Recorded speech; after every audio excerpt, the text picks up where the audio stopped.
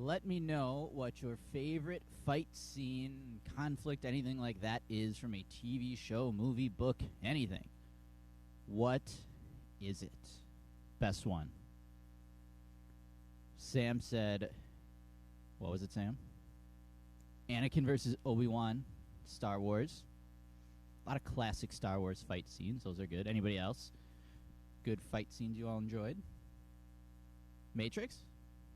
All right. Those are good, too, yeah. Those are good ones. Mine, Sam, you can throw the picture up here of mine.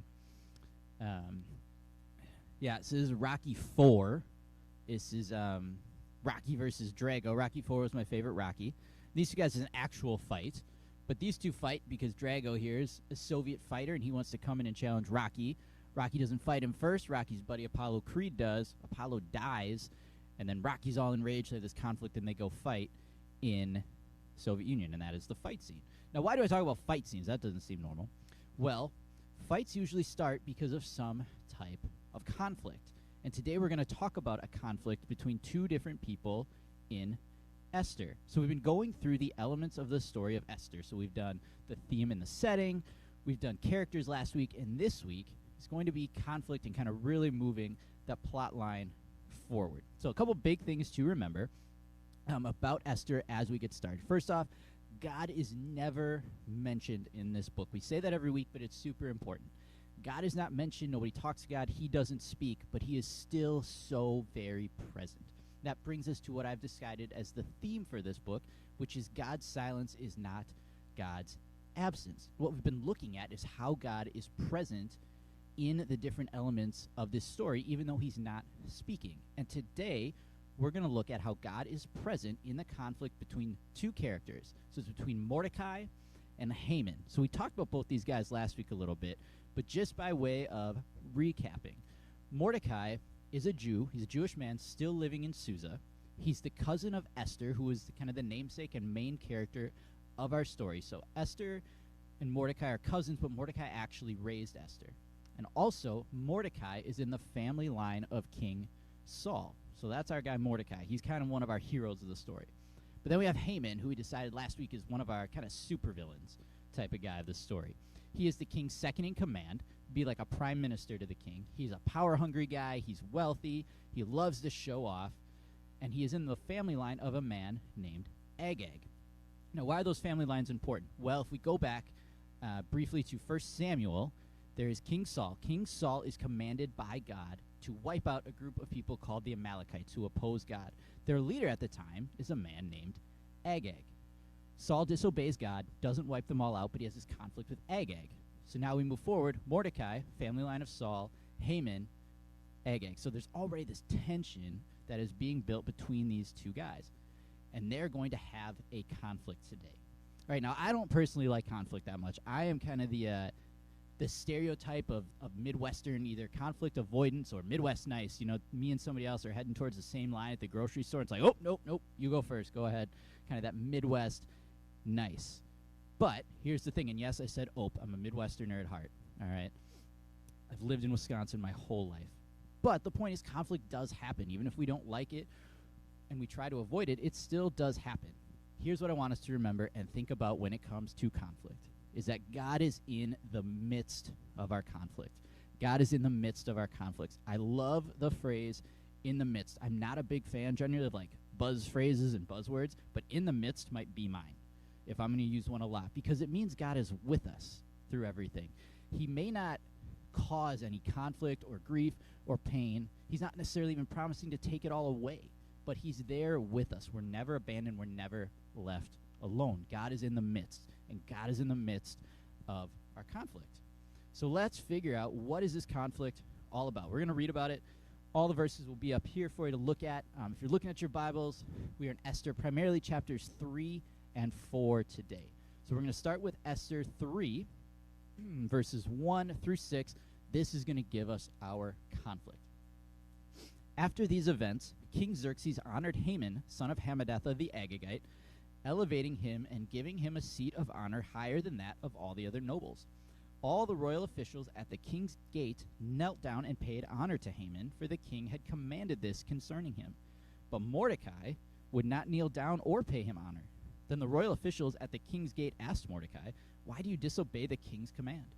Day after day they spoke to him, but he refused to comply. Therefore, they told Haman about it to see whether Mordecai's behavior would be tolerated, for he had told them he was a Jew. When Haman saw that Mordecai would not kneel down or pay him honor, he was enraged. Yet having learned who Mordecai's people were, he scorned the idea of killing only Mordecai. Instead, Haman looked for a way to destroy all of Mordecai's people, the Jewish people, throughout the whole kingdom of Xerxes. So the conflict here arises from a man in Mordecai refusing to kneel and pay this kind of commanded respect or honor to a man in power. Now, why does Mordecai refuse to do this? Biggest thing we think is Jewish conviction. He is loyal to God, and he doesn't see Haman as this guy he should kneel to. It's also very possible he knows about this kind of family history, and he's like, not to this man, not to somebody that has done this and an enemy of the family. So he's convicted about it, and he knows, I'm not going to kneel. And he does this repeatedly. This isn't just a one-off to spite Haman, because Haman has no clue this is happening. Mordecai is doing this day after day after day, and all the nobles and officials are like, is Haman going to tolerate this? Well, the answer is no. He finds out, he gets enraged. And what is really driving his enragement? He feels disrespected. Mordecai is due to pay him respect, but he is disrespected. That leads to this conflict. Now, I want to share a story about a time I felt disrespected that led to a conflict I had in college. And I'm going to be honest, this is a really dumb reason to have a conflict, but as a 22-year-old college guy, that happens. So we were in my apartment. I lived with 3 other guys, so there were 4 of us in a college apartment. And this was right at the end of winter break, our last year of college, and so we weren't back in class yet. And we did what most of the time we did, which was play a lot of video games. And we were playing the video game Madden, so football, and we were playing 2-on-2, so me and one of my roommates against the other 2. And I was handling the offense for our team, and I threw an interception. And my roommate got really upset and just starts like, "Come on, you better not throw another interception," and going on and on. And for some reason, I took that incredibly personally, to the fact where I threw my controller in the air and walked out of the room. And me and this roommate didn't talk for a good 4 or 5 days. Now, through this 4 or 5 days, we both start feeling very, very stupid, because we're like, this was a dumb thing. He was a good friend of mine, and we just got upset over this video game. So we resolved it. We hashed it out in the classic way that guys do. We were at a bar about 5 days later, and I bought him the first drink and said, "My bad, dude." And he's like, no, I got the next round. My bad, dude. And that was over. Classic guy way of solving it. Just my bad, and we're over. We talked it out, right? That was what we did. And I think that's a pretty good way to deal with conflict. But Haman and Mordecai are not going to talk it out. So let's look at both of their responses. That's what we're going to see. Response 1 comes from Haman.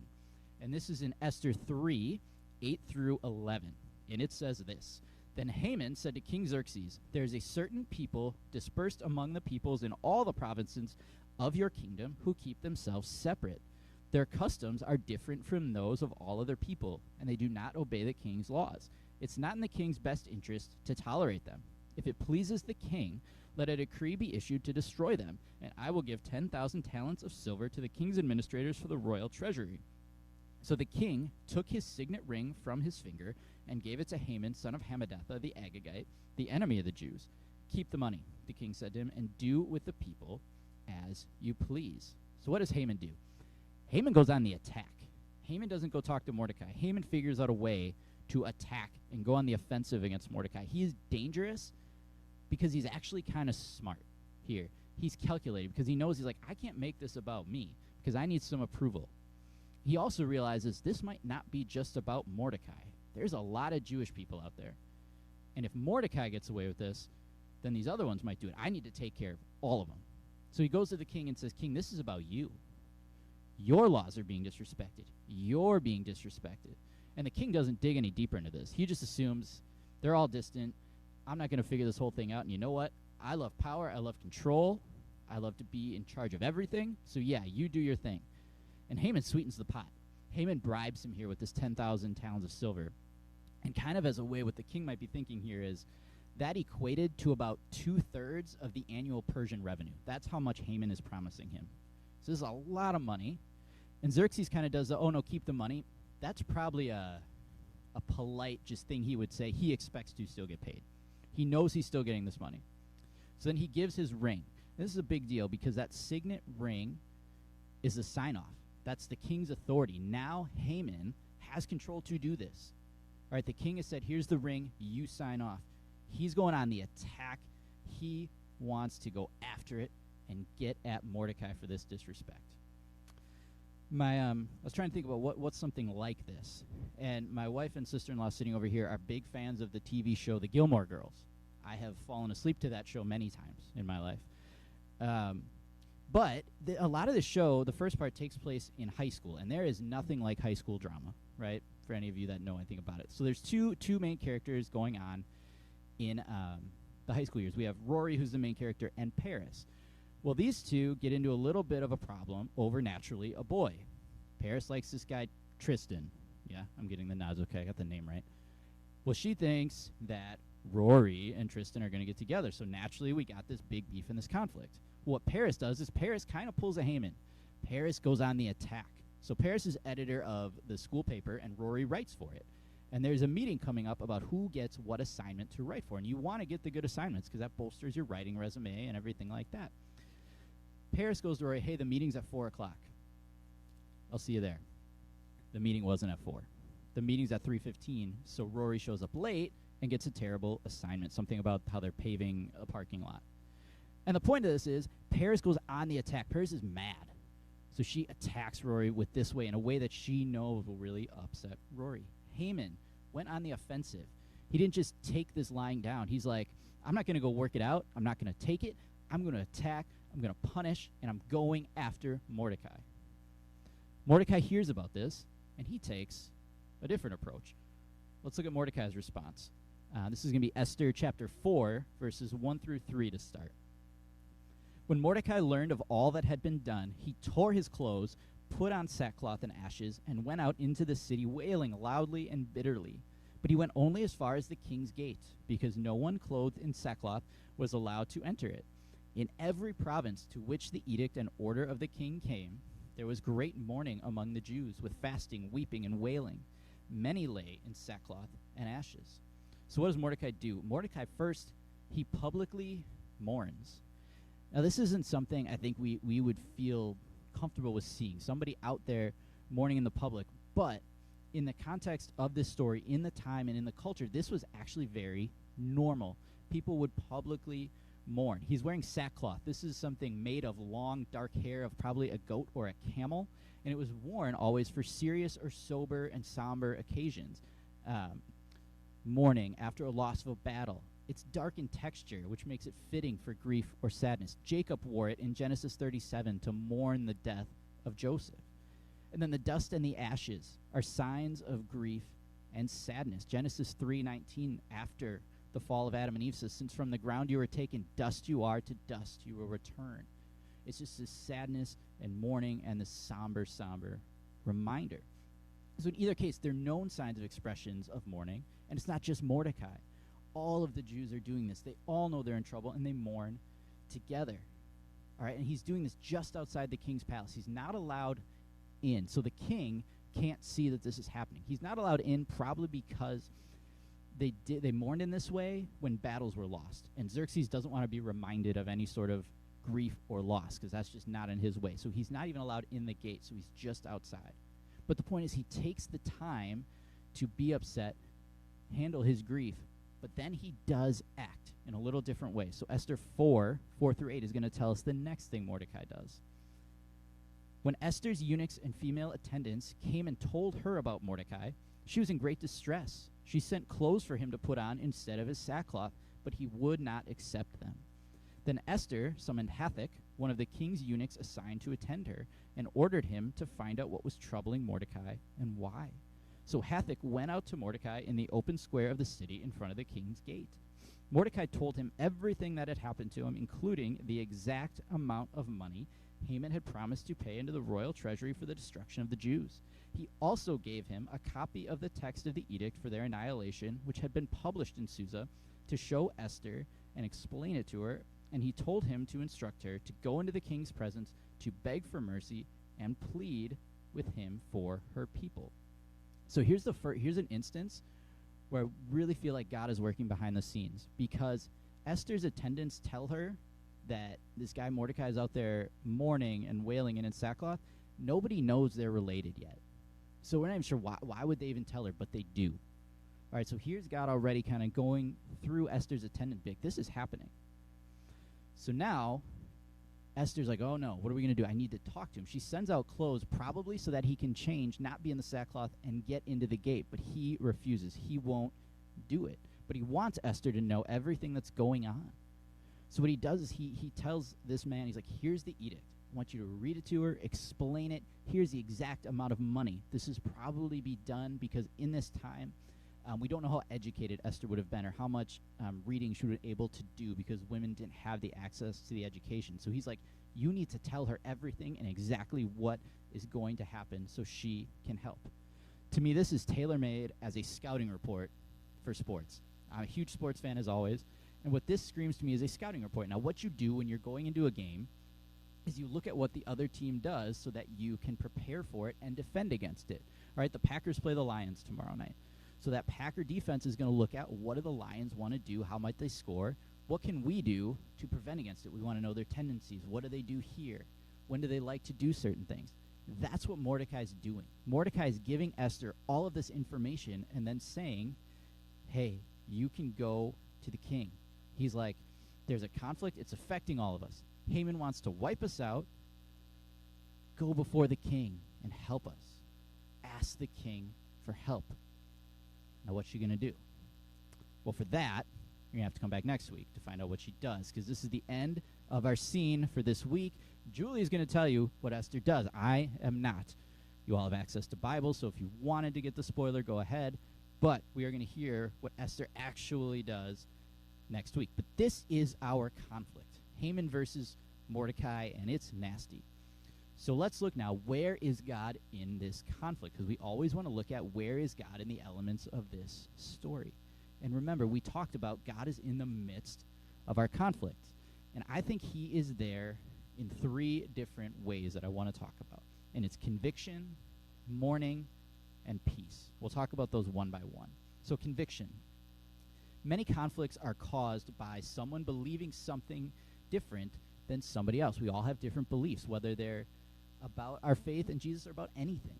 But that strong feeling is a conviction. Mordecai is convicted that as a Jew he should not kneel before Haman, so he doesn't.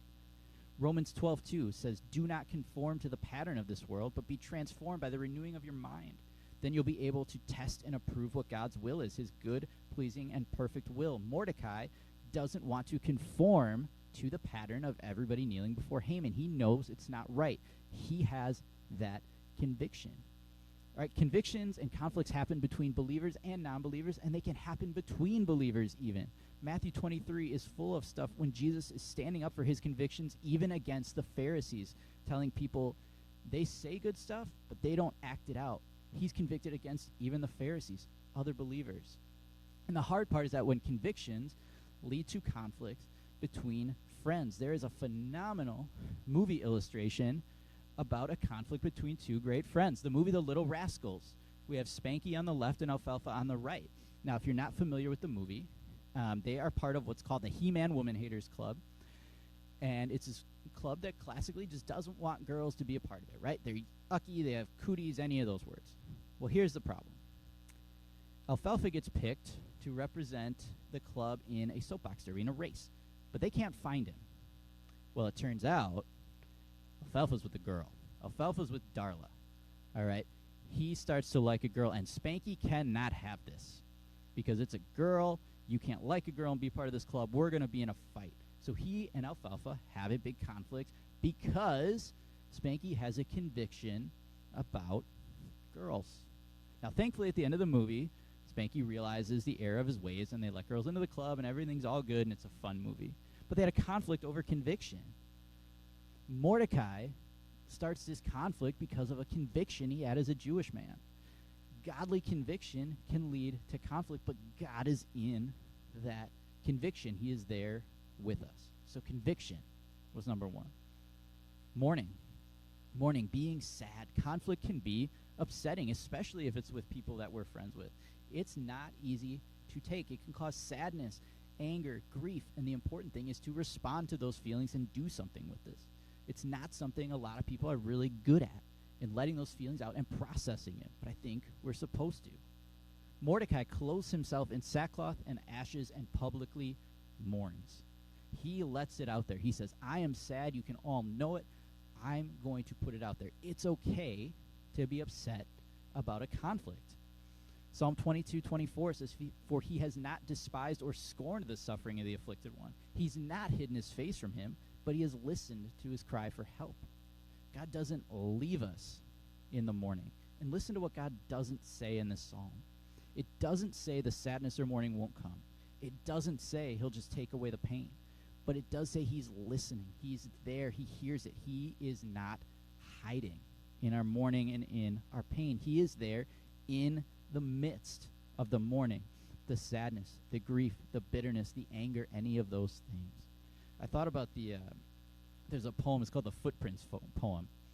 And there's these footprints all in this picture, and then there's a poem. You can kind of see it's a little hard, but there's footprints here in the sand. And the poem goes like this. One night a man had a dream that he was walking along the beach with the Lord. Across the sky flashed scenes from his life. For each scene he noticed two sets of footprints in the sand. One belonged to him, the other belonging to the Lord. When the last scene of his flashed before him, he looked back at the footprints in the sand. He noticed that many times along the path of his life there was only one set of footprints, and that it happened at the very lowest and saddest times in his life. This really bothered him, and he questioned the Lord about it. Lord, you said that once I decided to follow you, you'd walk with me all the way. But during the most troublesome times in my life, there's only one set of footprints. I don't understand why when I need you the most, you would leave me. The Lord replied, my precious, precious child, I love you and I would never leave you. During times of trial and suffering, when you see only one set of footprints, it was then that I carried you. So it's okay to mourn and lament and be sad. Remember, God's carrying us through that. He is with us through that time. God doesn't abandon us when we're in those emotions. He's there. So God is also with Mordecai in his mourning. When he's putting on the sackcloth and the ashes and publicly mourning, God is with Mordecai. God is also with us in the peace in our conflict. Now, we're not really at this part in the story of Esther yet, but I do think it's important because conflict can be really unsettling, put us on edge, make us feel rattled, anxious, and feel like our heads are spinning. Now, it doesn't say this, but I have to believe Mordecai is on edge during this whole thing, along with being sad. He's like, we're all going to get wiped out. I have a time and a date. I know when it's happening. If we don't do something, we're all supposed to be killed. He's got to be on edge. We're going to hear about how Esther is on edge about this next week when she has to decide what to do with what Mordecai brought to her. So we all try to look for something peaceful. Right? We look for something peaceful. So here's some images up here. These are, I feel like, places some people might go or look to when things are peaceful. Some love sunsets on the water or being out in nature. I love the hot cup of coffee and just sitting there. Some would say the city lights, but we go to these places, we do these things that try to bring peace. You know, my house is very peaceful early in the morning when I'm sitting there with my cup of coffee. But here's the thing.